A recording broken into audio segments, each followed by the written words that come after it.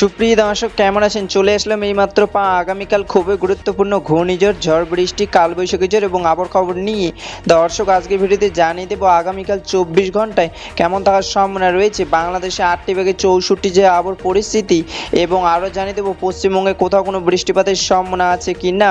এবার জেনে নিয়ে এক নজরে। দর্শক ইতিমধ্যে গত 24 ঘন্টায় আবহাওয়াবিদ বাংলাদেশের সর্বনিম্ন তাপমাত্রা রেকর্ড করেছেন ঢাকা বিভাগে 32 থেকে 33 ডিগ্রি সেলসিয়াস, এবং আবহাওয়াবিদ আরও জানিয়েছেন ইতিমধ্যে চট্টগ্রাম, পঞ্চগড়, খুলনা, যশোর, ঢাকা, ফরিদপুর, সিলেট, হবিগঞ্জ, ময়মনসিংহ ও রংপুর বিভাগের আকাশ মেঘলা এবং আগামী কয়েকদিন মেঘলা আকাশ থাকার সম্ভাবনা রয়েছে।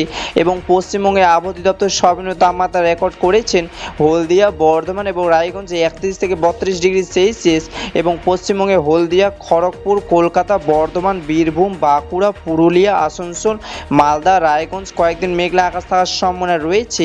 দর্শক এবার সরাসরি চলে আসলাম মেঘ বৃষ্টি ছাড়াই পূর্বাভাস চিত্রে, এবং এই মুহূর্তে দেখতে পাচ্ছি আজ এবং আগামীকাল 24 ঘন্টায় বাংলাদেশে 8টি ভাগে 64 জেলার আকাশ মেঘলা থাকার সম্ভাবনা রয়েছে। আপাতত 24 ঘন্টা রংপুর, রাজশাহী, টাঙ্গাইল, সিলেট, চট্টগ্রামে হালকা মেঘ বৃষ্টি পড়ার সম্ভাবনা রয়েছে, এবং পশ্চিমবঙ্গের রায়গঞ্জ, মালদা, মুর্শিদাবাদ, কলকাতা, হলদিয়া, বর্ধমান হালকা বৃষ্টি পড়ার সম্ভাবনা রয়েছে। 7 এপ্রিল 2026 মঙ্গলবারের খবর। ধন্যবাদ।